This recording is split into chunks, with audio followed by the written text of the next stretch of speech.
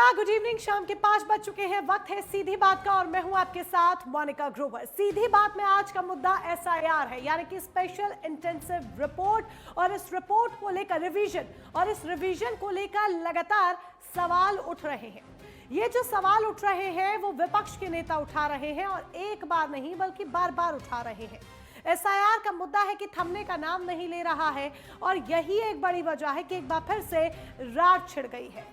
अखिलेश यादव की समाजवादी पार्टी हो या फिर तृणमूल कांग्रेस हो, ममता दीदी हो, बार बार एसआईआर को लोकतंत्र पर प्रहार बता रहे हैं। तो क्या वाकई में एसआईआर इतना गंभीर मुद्दा बन गया है? क्या वाकई में बीएलओज पर इतना प्रेशर बन गया है कि उनको इतनी समस्या हो रही है? क्योंकि बिहार से कोई भी शिकायत के मामले सामने नहीं आते हैं, लेकिन जब उत्तर प्रदेश की और पश्चिम बंगाल की बात सामने आ रही है तो लगातार यहां पर एसआईआर को लेकर विपक्ष के नेता आग भी उगल रहे हैं। तो तमाम, चाहे मौत के मामले ले लीजिए या फिर परेशानियों के मामले ले लीजिए, शिकायतों के मामले ले लीजिए, एक एक कर सामने आ रहे हैं। तो आज एसआईआर पर ही होगी बात, लेकिन उससे पहले जरा सुन लीजिए किस तरह से बयानबाजी का दौर जारी है। वो किसके लिए है? देश में जो घुसपैठिया बोल रहे हैं उनके लिए, या ये करेक्शन, वोटर लिस्ट करेक्शन करने के लिए? अगर वही है तो फिर घुसपैठिया अगर है तो त्रिपुरा क्यों नहीं, मिजोरम क्यों नहीं, अरुणाचल क्यों नहीं, नागालैंड क्यों नहीं, मणिपुर क्यों नहीं, सिर्फ वेस्ट बंगाल क्यों? जो वोटर लिस्ट अभी तक, जो लिस्ट के बारे में हम लोग जितना भी ऑब्जेक्शन दिया है उसका कोई रिएक्शन, कोई रिजल्ट कुछ भी नहीं आए। पहले सवाल पूछिए कि जो लोग गए हैं उन्होंने एसआईआर के ऊपर एसआईआर का फॉर्म फिलअप किया है क्या? उनके परिवार ने किया है क्या? अगर किया है तो दोहरा स्टैंड आप क्यों ले रहे हैं? जैसे सुसाइड का न्यूज आया, कल मेरे पास एक न्यूज आया, एक दिव्यांग बीएलओ जिन्होंने 14 दिन में एसआईआर कंप्लीट कर दिया। ये पॉजिटिव न्यूज है, इसलिए ममता बनर्जी और उनकी टीम का हाल कभी नहीं बोलेगी। और मैं पहले ही बता चुका हूं कि अगर 1 साल तक एसआईआर करना है करिए। ममता बनर्जी का टेन्योर खत्म होने के बाद राष्ट्रपति शासन लगे, राज्यपाल के हाथ में पावर जाए और राष्ट्रपति शासन में इलेक्शन हो। इलेक्शन कमीशन को बोल दे टीएमसीए, हम राजी है। हमारी पार्टी डटकर इस पे हम लोग मुकाबला कर रहे हैं। राहुल जी का निर्देश है, एक एक जगह हम जा रहे हैं, एक एक लोगों को ताकत दे रहे हैं, बल दे रहे हैं। और 14 तारीख को रामलीला मैदान दिल्ली में बृहद स्तर पर हम रैली करने जा रहे हैं। पूरे देश की जनता को बताएंगे कि एसआईआर के माध्यम से वोट, चुनाव आयोग और सरकार मिलकर पूरी तरीके से लोकतंत्र की हत्या करना चाहती है। देखिए, वेस्ट बंगाल सरकार जाने वाली है। वेस्ट बंगाल सरकार जो ममता दीदी की है, अब वो चंद दिनों की मेहमान है। ये जो चेहरे पे टीएमसी के नेताओं के सरकार से जाने का भय है वो साफ दिख रहा है। इसलिए एसआईआर का विरोध हो रहा है। एसआईआर का विरोध करने का मतलब ही है कि आपको अपने कार्यों पे विश्वास नहीं है। तो बीजेपी अपने पक्ष में बार बार जवाब दे रही है, तो उधर विपक्ष के नेता बार बार एसआईआर पर सवाल उठा रहे हैं। ऐसे में कई ऐसे सुलगते सवाल हैं जो आज सीधी बात में हम करने की कोशिश करेंगे और उन सवालों का जवाब हमारे खास मेहमानों से लेंगे। सबसे पहले जो सबसे बड़ा सवाल यहां पर उठ रहा है वो आपको बता दें कि एसआईआर यानी कि स्पेशल इंटेंसिव रिवीजन सुधार या फिर साजिश। ये बड़ा सवाल इसीलिए क्योंकि यहां पर सुधार की बात बीजेपी तो कर रही है, इलेक्शन कमीशन कर रहा है, लेकिन साजिश बार बार विपक्ष इसे करार दे रहा है कि इसके जरिए वोट काटे जा रहे हैं, जबकि एसआईआर जो प्रक्रिया है उसके जरिए सुधार की बात हो रही है। अखिलेश एसआईआर को क्यों बता रहे हैं महाषड्यंत्र? एक बड़ा सवाल यहां पर खड़ा हो जाता है। अखिलेश यादव ये तक कह रहे हैं कि आज वोट काटे जा रहे हैं, कल तुम्हारी जमीन, तुम्हारे खेत काटे जाएंगे, आरक्षण काटा जाएगा, राशन वापस ले लिया जाएगा। हर एक चीज पर अखिलेश यादव आ गए हैं और लोकतंत्र पर प्रहार बता रहे हैं। तीसरा सवाल, गलत तरीके से अगर काटे जा रहे वोट तो जवाबदेही आखिर किसकी? भारतीय जनता पार्टी की, इलेक्शन कमीशन की, बीएलओज की? किसकी जवाबदेही यहां पर होगी? जिम्मेदारी किसकी होगी? अगर कोई भी त्रुटि पाई जाती है तो उस त्रुटि का जिम्मेदार आखिर कौन होगा? ये एक बड़ा सवाल यहां पर आकर खड़ा हो जाता है। और चौथा सवाल, क्या मतदाता सूची बन चुकी है देश की नई राजनीतिक लड़ाई? ये सवाल इसीलिए क्योंकि लगातार एसआईआर का मुद्दा इतना गंभीर और बड़ा मुद्दा बन चुका है कि हर पार्टी की जुबान पर एसआईआर का मुद्दा, वोट चोरी का मुद्दा ही छाया हुआ है और लगातार इसी की चर्चा हो रही है। इसी को लेकर भारतीय जनता पार्टी को घेरने की कोशिश हो रही है। इसीलिए सवाल कि क्या ये देश की नई राजनीतिक लड़ाई बन गई है या फिर लड़ाई के लिए एक नया बड़ा मुद्दा? क्या आयोग को अपने ऊपर लगे आरोपों का जवाब देना चाहिए, खुलकर सामने आना चाहिए? विपक्ष जो लगातार एक एक कर आरोप लगा रहा है डाटाबेस तरीके से और तमाम डॉक्यूमेंटेशन के जरिए, खुलकर आयोग को सामने आना चाहिए और अपनी जवाबदेही तय करते हुए जवाब देना चाहिए। ये एक बड़ा सवाल यहाँ पर बन जाता। नहीं तो ऐसे ही विपक्ष बार बार एसआईआर का मुद्दा यूं ही उठाता रहेगा और लगातार एसआईआर को लेकर कई तरह के गंभीर आरोप लगाते रहेंगे। वहीं ये भी बड़ा अहम सवाल हो जाता है, विपक्ष जिस तरीके से बार बार बोल रहा है कि जनता के मन में अब एसआईआर को लेकर किस तरह की छवि जाएगी, ये भी एक गंभीर सवाल, क्योंकि जब पक्ष विपक्ष एसआईआर के मुद्दे को लेकर इतनी जंग लड़ेंगे, जुबानी तीर छोड़ेंगे, तो ऐसे में जनता पर इसका क्या प्रभाव जाएगा? क्या जनता असल मायनों में एसआईआर की प्रक्रिया को समझ पाएगी? ये गंभीर सवाल यहाँ पर आकर खड़ा हो जाता है। हमारे साथ कई खास मेहमान हैं, चर्चा उनके साथ करेंगे, एक एक कर परिचय आपका उनसे करा देते हैं। अमरदीप त्रिपाठी जी भारतीय जनता पार्टी के प्रवक्ता हमारे साथ है। उधर समाजवादी पार्टी की तरफ से पक्ष रखने के लिए यश भारतीय हमारे साथ है। टीएमसी की तरफ से पक्ष रखने के लिए विश्वजीत घोष जी हमारे साथ हैं। राकेश सिंह परमार वरिष्ठ पत्रकार हमारे साथ इस चर्चा का हिस्सा बने हैं।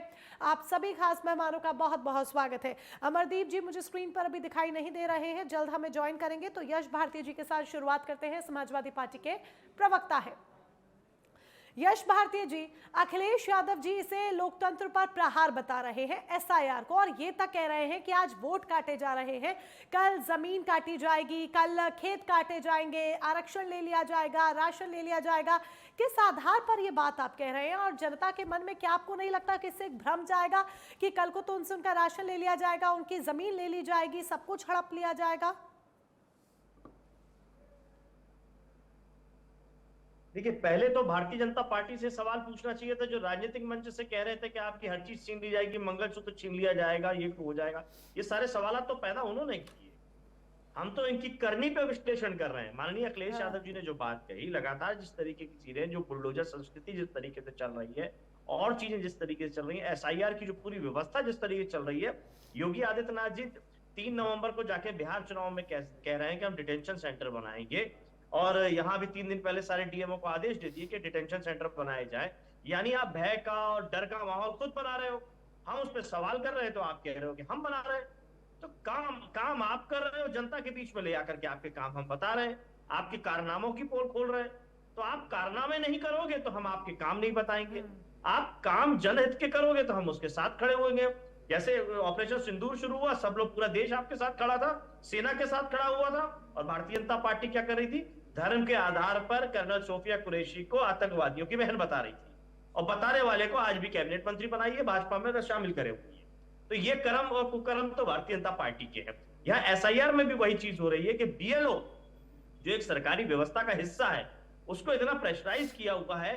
वेबसाइट आपकी ठीक से चल नहीं रही, जानकारी आपने पूरी अपलोड नहीं करी है, बीएलओ पूरी तरीके से ट्रेंड नहीं हुए, आम लोगों के अंदर अभी पूरी बात आई नहीं, जो और अन्य लोग हैं उनको बिना ट्रेनिंग बिना तैयारी के जिस तरीके से रात में 12 बजे घंटा बजा के जीएसटी लागू कर दिया व्यापारियों के लिए, पूरा व्यापार ध्वस्त कर दिया। 300 दिन में 300 अमेंडमेंट, और अभी भी कुछ दिन पहले फिर अमेंडमेंट किया, अमेंडमेंट बार बार सुधार। अरे तो इतनी गलती करते क्यों कि सुधारो? पहले तैयारी पूरी कर लो, तैयारी के साथ जाओ तो सुधार की गुंजाइश नहीं रहेगी।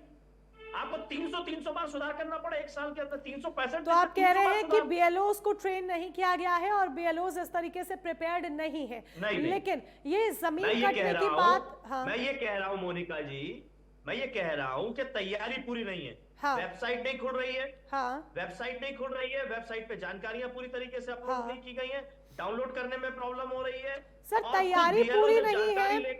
यश भारतीय जी इसका जवाब देंगे अमरदीप त्रिपाठी जी, ठीक है। यश भारतीय जी इसका जवाब देंगे अमरदीप त्रिपाठी जी की तैयारियां आपकी पूरी क्यों नहीं है, वेबसाइट आपकी क्यों नहीं खुल रही है, बीएलओस को प्रॉपर ट्रेन क्यों नहीं किया गया, मौत के आंकड़े क्यों सामने आ रहे हैं, शिकायतें क्यों सामने आ रही है। लेकिन मैं आपसे एक और सवाल करना चाहूंगी, और सवाल ये पहले भी मैंने किया था, लेकिन मैं चाहूंगी कि जवाब थोड़ा सही तरीके से दिया जाए, मैं समझ नहीं पाई हूँ। ये जो जमीन कटने की बात आ रही है, खेत कटने की बात आ रही है, राशन लेने की बात आ रही है, आरक्षण लेने की बात आ रही है, अखिलेश यादव ने बकायदा ट्वीट भी किया, ये किस आधार पर आ गया कि आज वोट कट रहे हैं, कल को खेत कट जाएगा, कल को जमीन कट जाएगी? आप मुझे मोनिका जी आपने सवाल कर लिए, जवाब दे रहा हूं मैं। हाँ जी बोलिए। आप देखिए जिस तरीके से आरक्षण की व्यवस्था है, कितने वीसी हैं जो ओबीसी एससी एसटी से आते हैं, कितने वीसी हैं जो असिस्टेंट प्रोफेसर और प्रोफेसर हैं, कितने लोग हैं जो मोदी जी की सरकार में हैं, जो बड़े अधिकारी के रूप में बन के काम कर रहे हैं सचिवालय के अंदर। ये सब आरक्षण की तो बातें हम कर रहे हैं, और ये कहते हैं कि हम आरक्षण देने का काम एट्रोसिटी एक्ट के साथ में छेड़छाड़ किसने करी? जब बात में विरोध हुआ तो इनको दूसरा नाटक करना पड़ा। ये कहते हमने ओबीसी कमीशन को ताकत दे दी, लेकिन आप मुझे बताइए, आज भी सरकारी कर्मचारियों के क्रीमी लेयर के नाम पे ओबीसी के कास्ट सर्टिफिकेट नहीं बन रहे हैं। कौन जिम्मेदार है? क्यों भ्रम पैदा करके रखते हैं? क्यों आरक्षण का लाभ सही लोगों को नहीं मिल पा रहा है? ये सब मोदी सरकार में हो रहा है। ठीक है, इसका जवाब देंगे अमरदीप त्रिपाठी जी। समझ गए यश भारती जी, अमरदीप त्रिपाठी जी जवाब देंगे, फिर मैं विश्वजीत घोष जी के पास जाऊंगी। अमरदीप त्रिपाठी जी, सवालों की बौछार आप पर हो रही है, आरोप सरकार पर बार बार लग रहे हैं, और पहले भी हम भारतीय जनता पार्टी के कई प्रवक्ताओं से ये सवाल कर भी चुके हैं। एक प्रक्रिया है, वो शांतिपूर्ण तरीके से क्यों नहीं चल पा रही? क्यों विपक्ष को मौका मिल रहा है बार बार उस पर सवाल उठाने का? विपक्ष कह रहा है वेबसाइट नहीं खुल रही है, बीएलओ ट्रेड नहीं है, और मौत के आंकड़े तो वाकई में सामने भी आ रहे हैं, एक रिपोर्ट भी बकायदा सामने आई है, शिकायतें इतनी आ रही हैं, ये क्यों हो रहा है? देखिए मोनिका जी, वेबसाइट नहीं चल रही है या वेबसाइट स्लो चल रही है, वो एक अलग डिस्कशन का मुद्दा है, लेकिन विपक्ष जिस प्रकार से एसआईआर का लगातार विरोध कर रहा है, विपक्ष को इस बात को समझना चाहिए, एसआईआर पहली बार नहीं हो रहा है, और एसआईआर का विरोध करना जो है, जो निश्चित रूप से संवैधानिक तंत्रों का विरोध है, संविधान का विरोध है, लोकतंत्र का विरोध है। इस बात को विपक्ष के नेताओं को, प्रवक्ताओं को समझना चाहिए, क्योंकि आप जो है, जो एसआईआर है, एसआईआर कराया जा रहा है, सुन लीजिए, एसआईआर इसलिए करवाया जा रहा है ताकि जो 2 बार 3 बार जो जिनका नाम है अलग अलग जगहों पर, जो वोटर लिस्ट में नाम है, या डबलिंग हो गया है, या प्रक्रिया क्या है वो हम जानते हैं, प्रक्रिया क्या है वो हम जानते हैं। अमरदीप जी, प्रक्रिया क्या है वो तो हम जानते हैं, लेकिन सवाल तो लाजमी है ना। आप कह रहे हैं ये अलग मुद्दा है, अलग मुद्दा कैसे है? वेबसाइट नहीं खुल रही है, वेबसाइट खुलेगी तो हम सब डाटा चेक कर पाएंगे ना। जब वेबसाइट में दिक्कत आ रही है, कोई फॉल्ट आ रहा है, तो आपकी तो बहुत बैकएंड पे बड़ी टीम होगी, एक व्यक्ति तो होगा नहीं वेबसाइट संभालने के लिए, बड़ी टीम होगी, वो वेबसाइट पे काम क्यों नहीं कर पा रही? देखिए मोनिका, लेट मी कंप्लीट, मुझे बताने दी। देखिए जो है, अगर कहीं पे वेबसाइट स्लो है, कहीं पे कोई दिक्कतें हो रही हैं, निश्चित रूप से आप एसडीएम लेवल के, एडीएम लेवल के, डीएम लेवल के सभी अधिकारियों को लगाया गया है कि इसको मॉनिटरिंग प्रॉपर किया जाए, और उसी के साथ साथ चाहे वो समाजवादी पार्टी के कार्यकर्ता हो, या भारतीय जनता पार्टी के कार्यकर्ता हो, या किसी अन्य राजनीतिक दल के कार्यकर्ता हो, वो सभी लोग लगे हुए हैं ताकि जो है एसआईआर में जो सर्वे हो रहा है, जिनका अपडेशन हो सके, जो लिस्ट है, लिस्ट प्रॉपर तरीके से 100% सही हो। लेकिन ये विपक्ष के नेताओं को समझ में तो आ रहा है कि काम सही हो रहा है, लेकिन चूंकि भारतीय जनता पार्टी का विरोध करना है, इसलिए एसआईआर का विरोध करना है, इसलिए संविधान का विरोध करना है, इसलिए लोकतंत्र का विरोध करना है। तो ये बहुत दुर्भाग्यपूर्ण है। आप सेंट्रल में हैं, ये तो आपकी जिम्मेदारी भी बनती है, आप सभी पार्टियों को साथ लेकर चलिए ना। उनका विश्वास क्यों नहीं जीत पा रहे हैं आप? जब कोई अन्य बात आती है तो फिर आप सबका विश्वास जीतने में कामयाब हो जाते हैं। महिलाओं के आरक्षण की बात आती है, ऑपरेशन सिंदूर की बात आती है, तो देखिए आप सबका विश्वास जीत लेते हैं। लेकिन जब एसआईआर की बात आ रही है तो ये भी तो देश के लिए ही है ना, इसमें आप विपक्षियों का विश्वास क्यों नहीं जीत पा रहे? आपने कोशिश की एक टेबल पर सभी को साथ लेकर बैठने की, कि सभी का विश्वास जीता जाए, उन तक अपनी बातें पहुंचाई जाए, उनके मन में जो क्वेरीज है उन क्वेरीज को सॉर्ट आउट करने का काम किया जाए, ताकि बार बार सवाल ही ना उठे। देखिए मोनिका जी, ये खुली किताब है, और निश्चित रूप से विपक्ष के लोगों को समझना चाहिए, एसआईआर पहली बार नहीं हो रहा है, और पहले भी हो चुका है। अगर जो है भारतीय जनता पार्टी एनडीए के सरकार में हो रहा है, तो समाजवादी पार्टी के श्री अखिलेश यादव जी ने कहा कि अपने जो है कार्यकर्ताओं को उतारेंगे, जो सरकारी बीएलओ काम कर रहे हैं। हम लोगों ने स्वागत किया, इसका कतई विरोध नहीं करते हैं। अच्छी बात है कि आपके कार्यकर्ता है और हमारे कार्यकर्ता है, दोनों जो है बीएलओ के साथ में लगातार निरंतर जो है कंधे से कंधा मिलाकर काम करे। सही काम होना चाहिए, सुरक्षित काम होना चाहिए, पारदर्शिता से काम होना चाहिए, यही भारतीय जनता पार्टी का उद्देश्य है। लेकिन बार बार गुमराह करना, एसआईआर का विरोध करना, वहां पर दुनिया भर के जो है अपवाद फैलाना, ये मुझे लगता है कि इस तरीके से चीजें नहीं होनी चाहिए। अगर पारदर्शिता के साथ काम हो रहा है तो इसको स्वीकार करना चाहिए विपक्ष के लोगों को। विपक्ष के लोगों को स्वीकार करना चाहिए, ये आप कह रहे हैं, लेकिन स्वीकार वो शायद नहीं कर पा रहे हैं। इसी वजह से बार बार सवाल उठ रहा है और उन सवालों का जवाब देना आपकी जिम्मेदारी पूरी बनती है। उम्मीद करते हैं जल्दी वेबसाइट की आपकी ये समस्या सॉर्ट आउट हो जाए ताकि जो सारा डाटा है वो सबके सामने आए। और मैं लौटूंगी आपके पास, कई और गंभीर सवाल हैं जिनका जवाब आपसे लेंगे, लेकिन पहले विश्वजीत घोष जी के पास भी चल लेते हैं। विश्वजीत जी, पश्चिम बंगाल में ममता बनर्जी भी एसआईआर को लेकर बार बार हल्ला कर रही हैं। ये घमासान क्यों है इतना? एक नॉर्मल सी प्रक्रिया, उसको पूरा होने दीजिए। बार बार अगर आपको अपने काम पर भरोसा है, अगर आपको अपनी जनता पर भरोसा है, अगर आपको अपने वोट बैंक पर भरोसा है, तो अलग अलग तरीके से डर का माहौल क्यों क्रिएट किया जा रहा है? देखिए, एसआईआर से हम लोग का कोई डर नहीं है, लेकिन एसआईआर जिस तरीका से लागू हो रहा है उससे हम लोग का विरोध है। हाँ। देखिए, आप 3 साल का काम 3 महीने में नहीं कर सकते हैं, तैयारी होना चाहिए। हाँ जी। देखिए, मोदी जी जब 14 साल के क्षमता में आए, प्रधानमंत्री हुए, आने से पहले जब वो बीजेपी के नेता थे तब बोलते हम जब केंद्र में आएंगे हम 2 करोड़ नौकरी देंगे हर साल, काला रुपया लाएंगे, हर भारतीय बांटेंगे। और आने के बाद कुछ नहीं दे पाए, 1 लाख टन से देश रहा है। उन्होंने नोटबंदी कर दिया, कितना आदमी मर गया। अभी देखिए, उन लोग का जनप्रियता कम रहा है, हर जगह पर हार रहे थे। लास्ट लोकसभा इलेक्शन में रिजल्ट क्या हुआ देखिए, अभी हरियाणा में वोट किया, दिल्ली में वोट किया, महाराष्ट्र में वोट किया, बिहार में वोट किया, अब कैसे जीता बात तो हर आदमी जानता है। अभी हर भारतीयों को उलझाने में लगा है बीजेपी। देखिए, 2023 में निर्वाचन कमीशन को सुरक्षा कवच दे दिया बीजेपी। ऐसे क्या भारत का सुप्रीम कोर्ट भी उसके ऊपर हस्तक्षेप नहीं कर पाएगा। एसआईआर का विरोध कोई नहीं है, एसआईआर पहले भी हुआ है, अभी होना चाहिए, लेकिन इसका तरीका से विरोध है। 3 साल का काम 3 महीने कर रहे हैं। बंगाल में कितना वोटर मर गया, सुसाइड कर दिया, तो पता है आप लोग को, विभाजन में पता है। बीएलओ मर गया, बीएलओ असिस्ट हो जा रहा है, अस्पताल में भर्ती हो रहा है। विभाजन कमीशन बोल रहा है 4 दिसंबर के अंदर सबको कागज जमा लो, कभी कभी बोला है 25 नवंबर के अंदर जमा देना पड़ेगा। अगर एक भी गलती हो गया तो सबको जेल में भरेंगे। यहाँ का बीजेपी की जो लीडर है बंगाल में, तो यानी कि कुल मिलाकर समय सीमा को लेकर आपकी समस्या है। कुल मिलाकर समय सीमा को लेकर लगातार ममता बनर्जी की और तृणमूल कांग्रेस की समस्या है, टीएमसी की समस्या है। और अमरदीप त्रिपाठी जी, ये जो समय सीमा है इसको लेकर तो कई बार देखिए पहले भी बात हुई है, ये समय सीमा क्यों नहीं बढ़ा दी जाती या फिर कोई और अतिरिक्त इंतजाम क्यों नहीं किए जाते?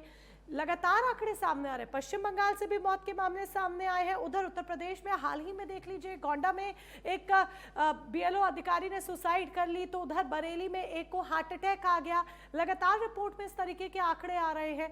तो आप या तो संख्या बढ़ाइए बीएलओस की, या फिर किसी तरीके से कोई व्यवस्था ऐसी कीजिए, या समय सीमा बढ़ाइए। क्या इसको, ये जो समय सीमा को लेकर शिकायतें हैं, इसको गंभीरता के साथ नहीं लिया जा रहा है? देखिए मोनिका जी, समय सीमा बहुत ज्यादा महत्वपूर्ण विषय नहीं है, सबसे ज्यादा महत्वपूर्ण विषय है। महत्वपूर्ण विषय नहीं है, आप ये बताइए क्यों महत्वपूर्ण विषय नहीं? आज आपको 10 फाइल दे दी जाएगी, एक दिन में ये 10 फाइल आपको पढ़नी है, पढ़ लेंगे। मोनिका जी प्लीज लेट मी कंप्लीट। देखिए, ये समय सीमा बहुत ज्यादा महत्वपूर्ण पहले विषय नहीं है। सबसे ज्यादा महत्वपूर्ण विषय ये है जहां पर जिस प्रदेश में एसआईआर हो रहा है उस प्रदेश में रहने वाले जो भी जन मतदाता है उनके नाम को अपडेट होना चाहिए। जो फर्जी मतदाता है उनका नाम कटना चाहिए, जो मृतक है उनका नाम कटना चाहिए, या जो डबलिंग वाले जो है मतदाता है सर जिनके तो यही तो प्रक्रिया का पार्ट है ना करना अमरदीप जी, चाहिए। यही तो प्रक्रिया का पार्ट है। अरे भाई विश्वजीत जी सुन लीजिए, हंगामा करने से काम नहीं चलेगा। बांग्लादेशी बंगाल में नहीं रहने पाएंगे, इस बात को आप लोग सुनिश्चित कर लीजिए। दूसरी बात देखिए मोनिका जी समय सीमा पहला नंबर सबको सुनिश्चित किया जा रहा है।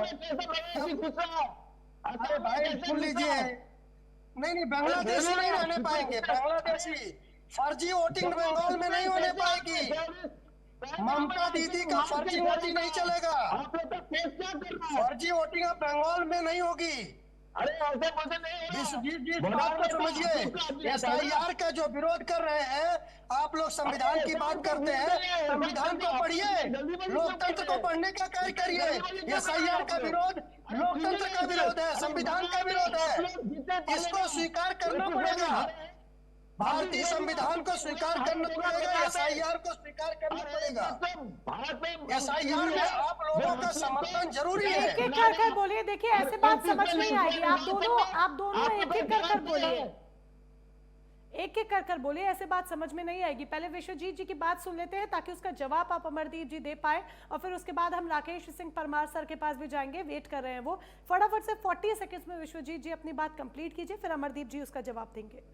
क्योंकि मेरा सवाल है, बांग्लादेशी आ रहा है कैसे, राष्ट्रपति फोर्स क्या कर रहा है, गृह मंत्री क्या कर रहा है? त्रिपुरा में तो बीजेपी की सरकार है, असम में बीजेपी की सरकार है, वहां कैसे आ रहा है? तो आप घुसपैठियों को पनाह दे रहे हैं क्या? आप कह रहे हैं अवैध कैसे? तो वो जो घुसपैठिए हैं जो पश्चिम बंगाल में आकर बस गए हैं, बांग्लादेश से आकर रह रहे हैं, आप उन्हें वैध ठहरा रहे हैं क्या? आप पनाह दे रहे हैं क्या? जो इतनी चिंता कर रहे हैं कि घुसपैठिए वापस लौट रहे हैं बांग्लादेश। हम लोग भी है, कोई भी मैं देखिए जहां पर मथुरा संप्रदाय का आदमी बीजेपी का संप्रदाय है, उन लोग को बीजेपी के आके बोलते आता है वोट टाइम में, या आप लोग को सिटीजनशिप देंगे, हम लोग वोट चलाता है, केंद्रीय मिनिस्टर आता है, लेकिन सिटीजनशिप नहीं हो रहा है। अभी उन लोग हम फूक कर रहा है ठाकुरबाड़ी में 24-15 में। ममता बनर्जी पश्चिम बंगाल मुख्यमंत्री उन लोग के लिए भी लड़ाई कर रहा है। एक बीजेपी सरकार और बीजेपी लीडर सिर्फ झूठ बोल रहा है और आदमी को कहाँ झूठ की बात आई विश्वजीत जी? घुसपैठियों की बात आप कर रहे हैं, आप कह रहे हैं घुसपैठियों की बात आप कर रहे हैं, बांग्लादेशियों के हित के लिए आप बोल रहे हैं। मैं सिर्फ इतना कह रही हूँ, अगर तस्वीरें सामने आई और बाकायदा आई कि घुसपैठिए वापस बॉर्डर की तरफ से बांग्लादेश जा रहे हैं, तो इस पर दिल में आपकी दुख क्यों हो रही है? बांग्लादेशी नहीं है, बीजेपी आदमी झूठ बोल रहा है। अगर है तो कैसे आया बंगाल में? त्रिपुरा में बांग्लादेशी आया, कैसे आया?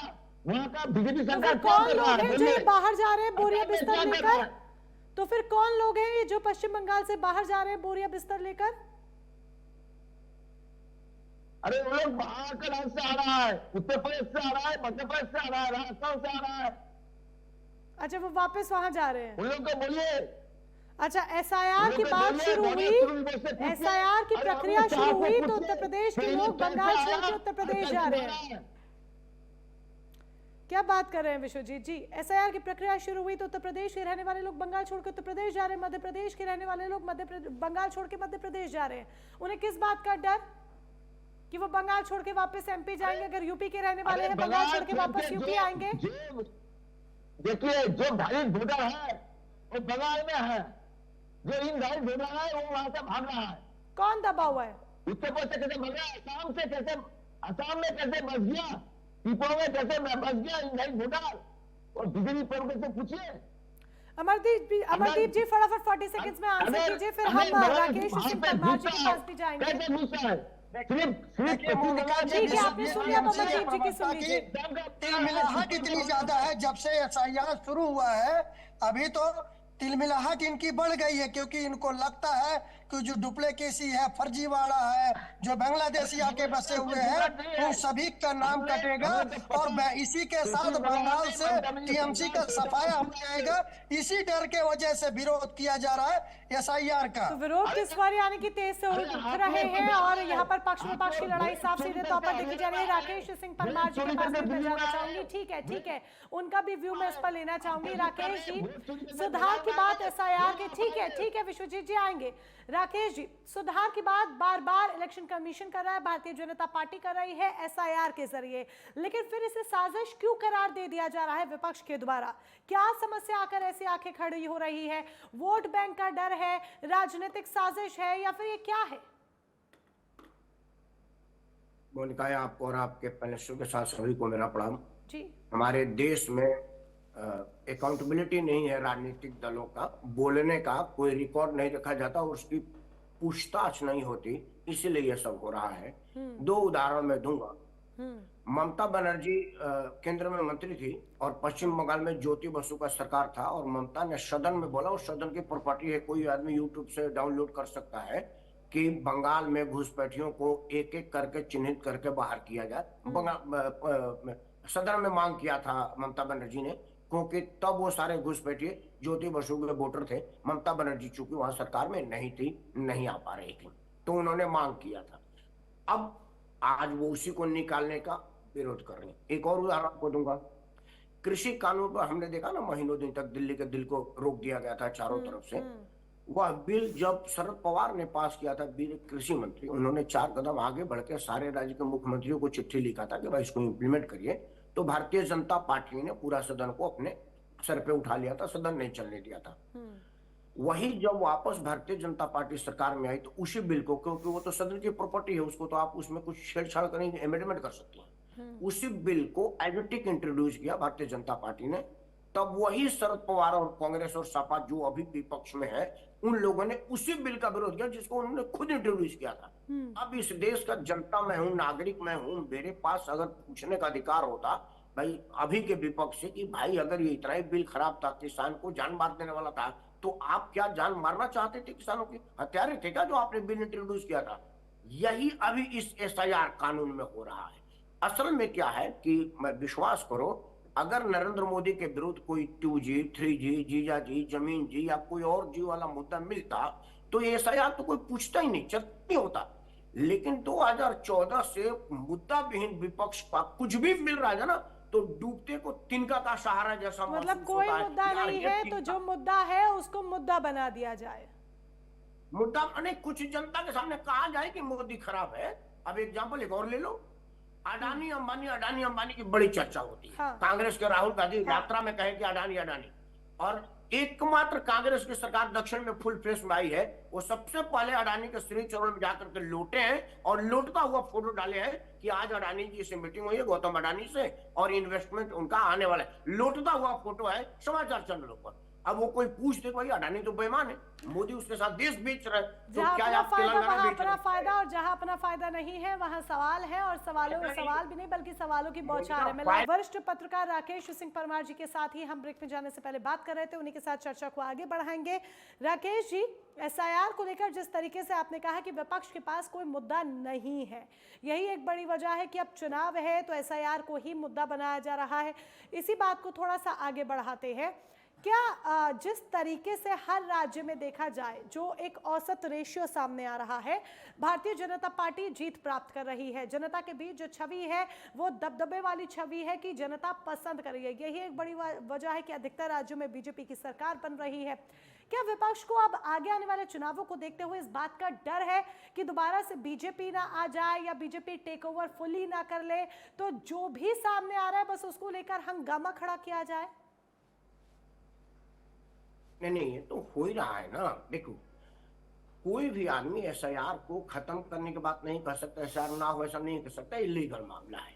तो बहाना क्या है कि इतनी जल्दी क्या है? आपके भी जो प्रवक्ताओं ने एसआईआर को एक बार कहा, बाकी किसी ने नौकरी की बात कही, किसी ने आत्महत्या की बात कही, किसी ने कुछ बात, किसी ने नहीं किया इस फ्रेम में दिखने वाले एसआईआर ना हो। देखो, टाइम बाउंड की मैं बात कर रहा हूँ, ये सिर्फ 3 दिन का मामला है। एक दिन फॉर्म देने का, एक दिन लेने का और एक दिन अपलोड करने का। लेकिन चूंकि 10-15 करोड़ लोगों को फार्म देना, लेना और अपलोड करना ये 3 दिन में नहीं होगा, चूंकि हमारे पास 10 करोड़ आदमी नहीं है, तो हमने इसको 3 दिन से बढ़ा करके 30 दिन कर दिया है। ऑन एवरेज उत्तर प्रदेश में सबसे ज्यादा 105 फार्म एक आदमी को दिया गया, मतलब 1005 उत्तर प्रदेश में। पश्चिम बंगाल में यह एवरेज 800 से 900 है। तो मैं 1000 को अगर पकड़ूं तो 30 दिन में 30, 35, 40 एवरेज होता है, 30 से 35 फार्म एक दिन में। 30-35 फार्म, अगर एक दिन में आप 30-35 लोग क्या नहीं जा पाएंगे। और देखिए ये कानून में है कि डोर टू डोर जाना है, डोर टू डोर कोई नहीं जाता। हम लोग भी इसी देश के नागरिक हैं।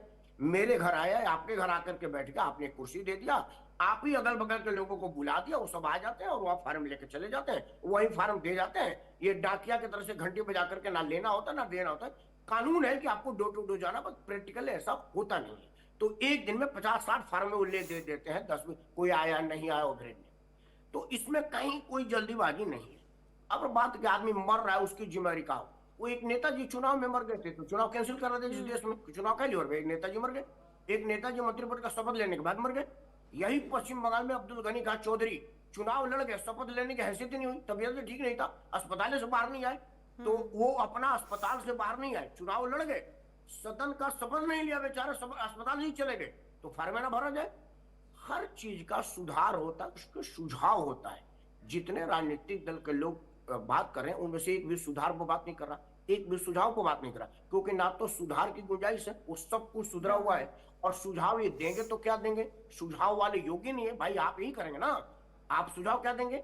पहले आप जानिए कि ये SIR में 3 लोग होते हैं इन्वॉल्व। एक है BLO, block level officer, booth level officer.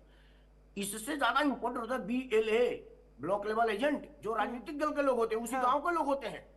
अगर किसी का नाम कट रहा है तो आपका गांव वाला आदमी कहे ना फलाना आदमी का नाम कट गया। बिहार में पूरा हुआ, एक भी BLO ने आत्महत्या नहीं की, किसी ने जान नहीं ली, किसी ने जहर नहीं खाया। जी, ये बात शुरुआत में मैंने भी उठाई कि बिहार से किसी तरह की कोई शिकायत नहीं आई, कम समय सीमा में SIR हुआ। यश भारती जी कुछ कहना चाह रहे हैं, जी बोलिए यश भारती जी। देखिए वरिष्ठ पत्रकार जी का मुझे नहीं मालूम उन्होंने खुद का SIR किया या नहीं किया। आपकी प्रयास करेंगे तो मैं 100% कह सकता हूं कि वो विफल रहेंगे। तो जो जितना जानकारी वो दे रहे हैं, जितना ज्ञान वो हमको दे रहे हैं, अगर वो खुद विफल हो रहे हैं तो दूसरे से कैसे उम्मीद कर रहे हैं कि वो सफल हो जाएगा। और अगर मेरी बात उनको बुरी लगी हो तो मेरा निवेदन है करके देख लें, 10-5 मिनट का भी शो का समय है, वो प्रयास कर लें। SIR ऑनलाइन वो नहीं कर पाएंगे। तो एक बात तो बड़ी स्पष्ट मैं यहाँ चुनौती के साथ नहीं कह रहा, मैं सुझाव के तौर पे कह रहा हूं कि जो जटिल प्रक्रिया है कि कितना भी समझदार व्यक्ति हो, कितना भी होशियार व्यक्ति हो, कितना भी शिक्षित हो, अगर ऑनलाइन करना चाहता है तो वो नहीं कर पा रहा। एक चीज हो गई। दूसरी चीज, अभी हमारे वरिष्ठ पत्रकार जी ने कहा कि BLO होता है, उससे महत्वपूर्ण होता है BLA, जो राजनीतिक पार्टी का एजेंट होता है। मैं ये कह रहा हूं BLA हो जाए और भी आप उसको नीचे माइक्रो लेवल पे ले जाइए, 20 लोग उसके सहयोगी कर दीजिए, लेकिन पूर्ण रूप से जिम्मेदारी BLO को ही फॉर्म बांटने की, BLO की जिम्मेदारी फॉर्म कलेक्ट करके उसको अपलोड करने की है। जब वेबसाइट नहीं चलेगी, अपलोड करने में दिक्कत होगी, डाउनलोड करने में दिक्कत होगी, तो कैसे काम होगा। और उसके ऊपर प्रेशर कि तुमने अभी तक आज 10 ही फॉर्म क्यों किए, आज 12 क्यों नहीं किए। जैसे अभी आप जानकारी दे रहे थे एक दिन में 30 करना है, 35 करना है, 12 राज्यों में हो रहा है। बिहार केवल एक राज्य था, अब 12 राज्यों में हो रहा है। उत्तर प्रदेश में 25 करोड़ से अधिक आबादी है, बिहार की आबादी कितनी थी, तुलना कीजिए। वेबसाइट क्लैश कर चुकी है, वेबसाइट काम नहीं कर रही है, जो ऐप BLO को दिया गया है वो ऐप वर्किंग में नहीं है, प्रेशर पूरा BLO के ऊपर दे दिया गया है। उस प्रेशर के कारण आत्महत्या हो रही है, उस तनाव में वो तनावग्रस्त है, उसको तनाव मुक्त करना है। वो तनाव के साथ साथ जो आप अभी कह रहे थे कि वो फॉर्म वितरित नहीं कर रहा है, फॉर्म एक घर में बैठ करके वितरित कर रहा है, एक अकेला आदमी जाएगा भी कैसे, कहां जाएगा। ये व्यवस्था ही तो सरकार ने देनी है। क्या कैंप लग सकता था, क्या आधार कार्ड के लिए जो माननीय अखिलेश यादव जी ने कहा कि आधार कार्ड ऐसा सुरक्षित हो, मेटल का हो, जिसकी डुप्लीकेसी ना हो, जिसकी फॉर्जरी ना हो सके, बेहतर बनाया और आधार कार्ड को आप लिंक कर दीजिए। लेकिन आप तो आज ही एक आदेश जारी हुआ कि जन्म प्रमाण पत्र उत्तर प्रदेश में अब आधार कार्ड अनिवार्य नहीं होगा। तो जिस आधार का बीजेपी, जैसा आपने वरिष्ठ पत्रकार जी ने कहा था, विपक्ष में रहते हुए आधार कार्ड का विरोध करती थी भारतीय जनता पार्टी, GST का विरोध करती थी भारतीय जनता पार्टी, आज वो सब चीजें अनिवार्य करने पे लागू हो गई। और हम जब कह रहे हैं हाँ ठीक है चलिए इन चीजों में अनिवार्य कीजिए, तो पीछे हट रही है।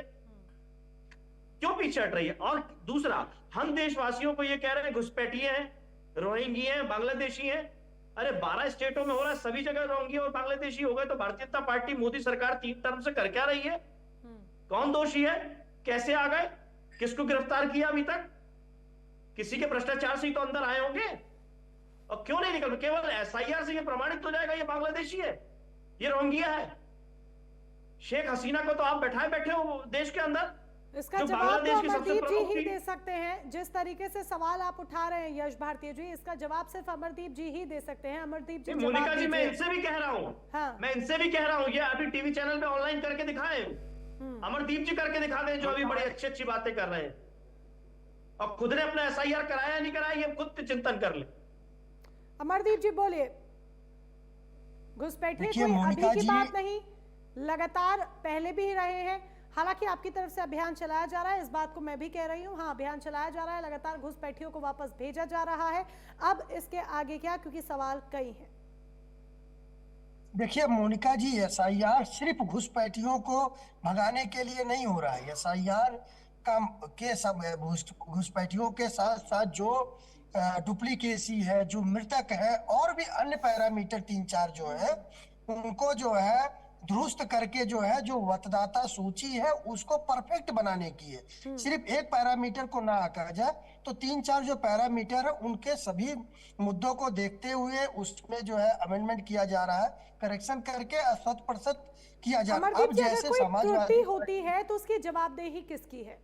क्योंकि वेबसाइट अगर अब अभी आपकी खुल नहीं रही, डाटा अपडेटेड है नहीं, सामने डाटा है नहीं, अब विपक्ष को अगर डाटा दिखे तो विपक्ष सवाल ना उठाए। अगर मान लीजिए अभी यश भारती जी के सामने सारा डाटा हो उत्तर प्रदेश का, तो वो सवाल नहीं उठाएंगे। क्यों नहीं उठाएंगे ना यश भारती जी? डाटा ही तो नहीं दिख पा रहा है। अब आप ये बताइए, जब कुछ आप कर रहे हैं जो काम, वो काम दिख ही नहीं पा रहा है, उसे चेक ही नहीं कर पा रहा है विपक्ष तो सवाल उठाएगा। अब जवाबदेही किसकी बनती है? कोई गलती हो रही है, कोई दिक्कत हो रही है, बीएलओ के ऊपर वर्कलोड है, अगर मान लीजिए हपड़ दपड़ में कोई गलती हो जाए तो आंसरेबल कौन है? देखिए मोनिका जी, समाजवादी पार्टी के भी कार्यकर्ता बीएलओ के साथ में कार्य कर रहे हैं, हमारे भी कार्यकर्ता निरंतर कार्य कर रहे हैं, और छोटे कार्यकर्ता से बड़े कार्यकर्ता तक, और बीएलओ के साथ साथ एसडीएम और एडीएम डीएम लेवल के अधिकारी भी इस चीज को मॉनिटर कर रहे हैं। अब बीएलओ के ऊपर में प्रेशर आ रहा है, वो आत्महत्या कर रहा है, ये तो हजम होने वाली बात नहीं है, ये तो सिर्फ अफवाह फैलाने वाली बात है। निरंतर कार्य किया जा रहा, और कोई भी अगर मिस्टेक तो होता है, आप आंकड़ों को झूठा बता रहे हैं। टीएमसी की तरफ से एक सुन रिपोर्ट लीजिए, इलेक्शन कमीशन को सौंपी गई। मोनिका जी, जिनके मोनिका जी, एसआईआर के वजह से खो रहे हैं, जो अपने प्रियजनों को खो रहे हैं, वो ये कह रहे हैं कि हमारा परिवार तनाव में था। जिन्होंने अपने प्रियजनों को खोया वो बता रहे हैं कि रोज वो शिकायत करते थे कि हमारे ऊपर इतना तनाव है, उनकी बात को झुठला रहे हैं। बोलिए। जिन्होंने अपने घर वालों को खोया उनके ऊपर आरोप लगा रहे हैं कि वो झूठ बोल रहे हैं, हम थोड़ी बोल रहे हैं ये बात। देखिए मोनिका जी, एक कितना बड़ा अफवाह फैलाने का कार्य किया जा रहा है विपक्ष के लोगों के द्वारा। कोई बीएलओ जो है वीडियो अगर अभी मैंने खुद सर सोशल मीडिया पर अभी परसों मैंने खुद एक वीडियो देखी, एक फीमेल बीएलओ थी जिसका एक छोटा बच्चा था, और वो रोते हुए कह रही थी कि मैं पूरा दिन काम कर रही हूँ, वर्कलोड इतना ज्यादा है कि मैं अपने बच्चे को भी समय नहीं दे पा रही हूँ, और हाथ में उसका बच्चा भी था पीछे, तो वो भी रो रही थी। ये वीडियो मैंने खुद देखी। और जो आंकड़े आ रहे हैं, क्या आप उन आंकड़ों को इग्नोर करें? आप ये कह रहे हैं जो इस तरह की वीडियोस आ रही हैं या बयान सामने आ रहे हैं, यश भारती जी ने भी कहा, भी गोंडा बरेली की बात मैंने भी आपको बताई, तो ये जो सोशल मीडिया पर भी केसेस आ रहे हैं, सामने आ रहे हैं, उसके थ्रू आप इन सबको अफवाह और झूठा बता रहे हैं, इग्नोर कर रहे हैं। देखिए मोनिका जी, देखिए एसआईआर के चलते कोई भी बीएलओ आत्महत्या करेगा, ये 100% झूठ है। निश्चित रूप से किसी आत्महत्या का कोई और निजी मामला हो सकता है, कोई वर्क प्रेशर को लेके। अगर किसी बीएलओ की तबीयत खराब हो जाती है तो उसको छुट्टी मिलती है।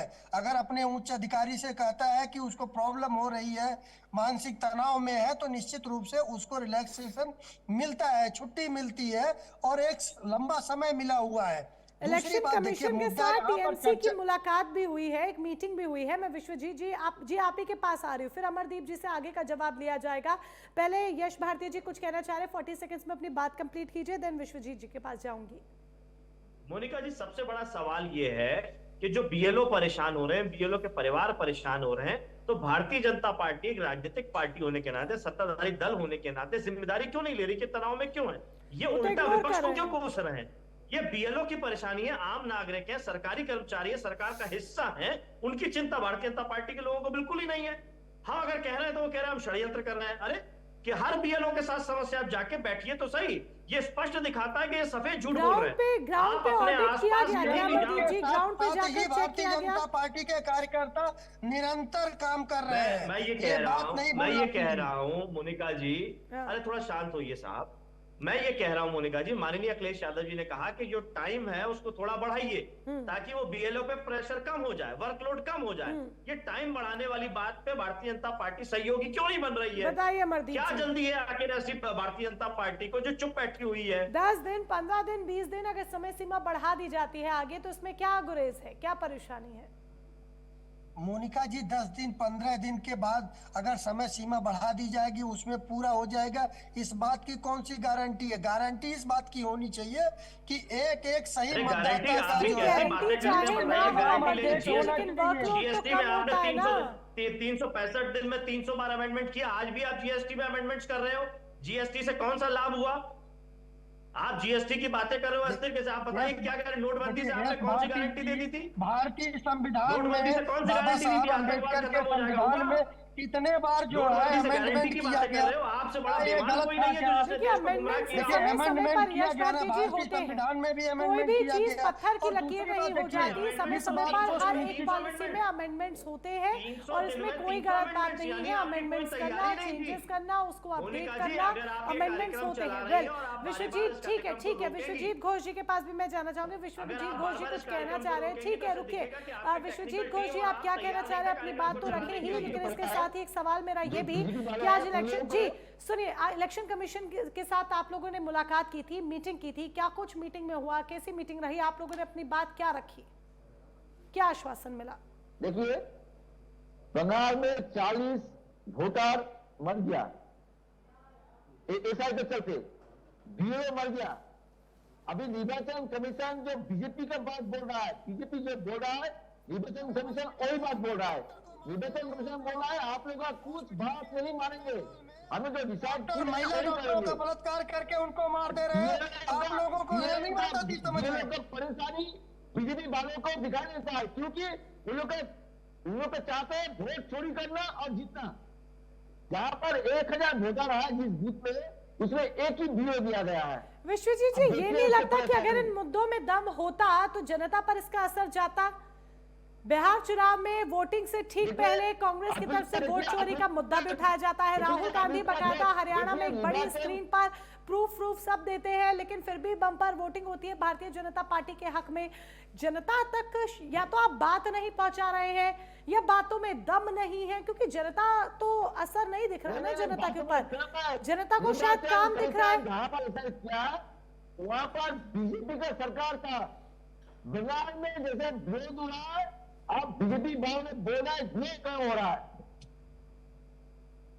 इलेक्शन कमीशन के साथ आपकी मीटिंग हुई, क्या बात रखी गई मीटिंग में आपके द्वारा? बीजेपी की सरकार था, बंगाल में विजय से करेंगे, बंगाल में विरोध हो रहा है। अब निर्वाचन कमीशन देख रहा है कैसे विरोध रहा है, बीजेपी उसको बचाने का काम करता है। लेकिन यहाँ पर विरोध रहा है, आप टाइम दीजिए, आप टाइम नहीं दे रहे, आप कर रहे हैं हर बीएलओ को पैसा दे रहा है, उसका परिवार का पैसा दे रहा है। बीजेपी तरफ से जो है उनको अभिभावकों दिखाई दे रहा है। निर्वाचन कमीशन अगर कुछ ऐसा ले रहा है तो बीजेपी ने उनको बोला है आप भी करेंगे, ऐसे नहीं होता है। आपको टाइम देना चाहिए, अगर सटीक ढंग से ऐसा करना है। 5 साल हुआ था, 3 साल में हुआ था, आपको टाइम दिया।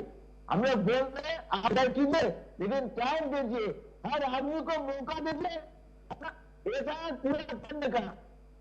कोई आदमी का कागज अगर खो गया है तो उसको टाइम देना चाहिए, तो कागज तैयार करने के लिए आप एकदम नहीं दे रहे हैं। आप एकदम करें जो जैसे में हो एक बार पूरा करने के लिए जमा कर दें और जल्द से जल्द बना वोट जीत जाते, हम लोग वोट जीतेंगे। ऐसे नहीं होगा।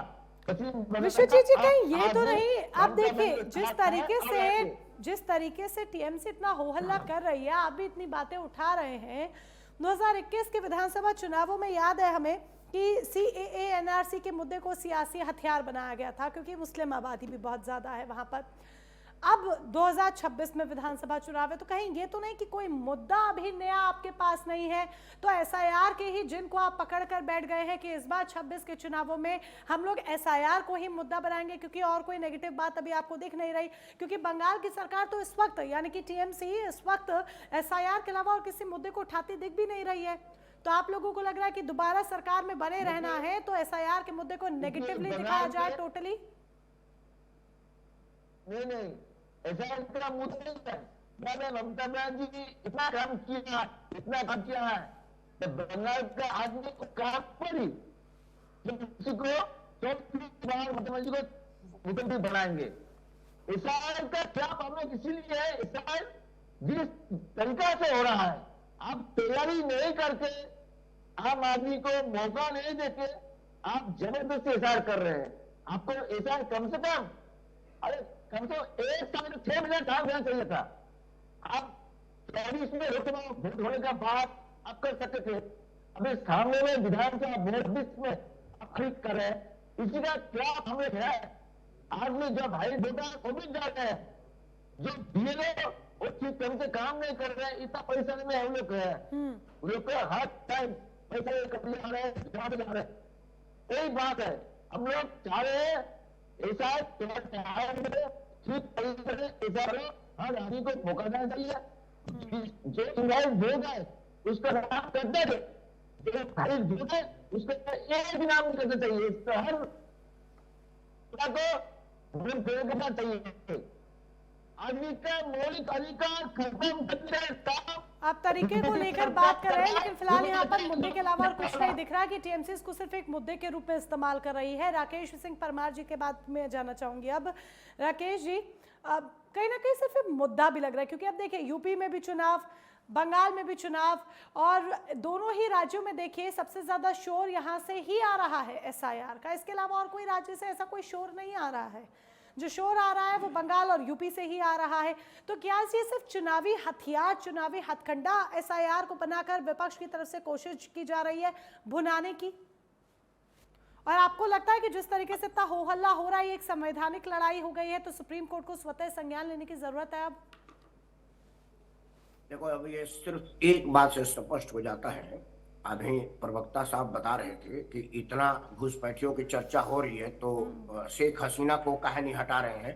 अब यही समझ लीजिए कि पढ़े लिखों के बीच में ये अनपढ़ों जैसी बात। शेख हसीना तार के नीचे से BSF को पैसा देकर नहीं आई, ना ही एजेंट का माध्यम से। वो राजनयिक शरण में है बांग्लादेश की प्रधानमंत्री, अभी भी निर्वासित प्रधानमंत्री है वो, और वो राजनयिक शरण ली है, तो वो तार के नीचे से नहीं आए। तो आप समझिए कि पढ़े लिखे 4 लोगों के बीच में इतना सफाई से बोलना कि लगा कि बाप रे बाप इतना विद्वान आदमी है। दूसरा, अमेंडमेंट पर बात आ रही कि आप काहे लिए करते हो, GST में रोज और अमेंडमेंट करते। अरे GST में राहत दिया गया है, अमेंडमेंट नहीं कहा है, वो उसको गलतियों का सुधार नहीं हुआ है। GST का कलेक्शन ठीक ठाक हुआ। अमेरिका ने टैरिफ बढ़ा दिया तो भारत के प्रधानमंत्री ने अपने उद्योगों को सहारा देने के लिए रिड्यूस कर दिया ताकि उद्योग डोमेस्टिक काम में जीत सके। तारीफ होनी चाहिए। अब देखिए, जो चीज भारत के प्रधानमंत्री का हम तो करेंगे पूजा होना चाहिए कि इतनी बढ़िया डोमेस्टिक प्रोडक्ट को करने के लिए किया, अमेरिका के दबाव को ना झेलते हुए। अब उस पर आपको आ रहे हैं कि आप सुधार कर रहे हो। तो यही समझिए कि मुद्दा विहीन विपक्ष है, कुछ नहीं मिल रहा है, तो अच्छी बात को ऐसे कहिए। तो मुद्दा विहीन विपक्ष है ये कहा जा रहा है, उधर विपक्ष से मुद्दा बना रहा है, सवाल उठा रहा है, और SIR को लेकर जो राजनीतिक रार है वो लगातार देखने को मिल रही है। पक्ष विपक्ष आमने सामने है। अब ये रार आ गया और कितना जाएगी कुछ कहा नहीं जा सकता। लेकिन फिलहाल आप सभी खास मेहमान हमारे साथ जुड़े, इस चर्चा में शामिल हुए, उसके लिए बहुत बहुत धन्यवाद आपका। तो ये रार वाकई में कहाँ तक जाएगी कुछ कहा नहीं जा सकता है, और खास तौर पर यूपी और बंगाल दोनों ही राज्यों में आगे आने वाले समय में चुनाव है। तो क्या SIR को एक चुनावी मुद्दे और चुनावी हथकंडे के तौर पर भी इस्तेमाल किया जा रहा है, ये भी सोचने समझने वाली बात है।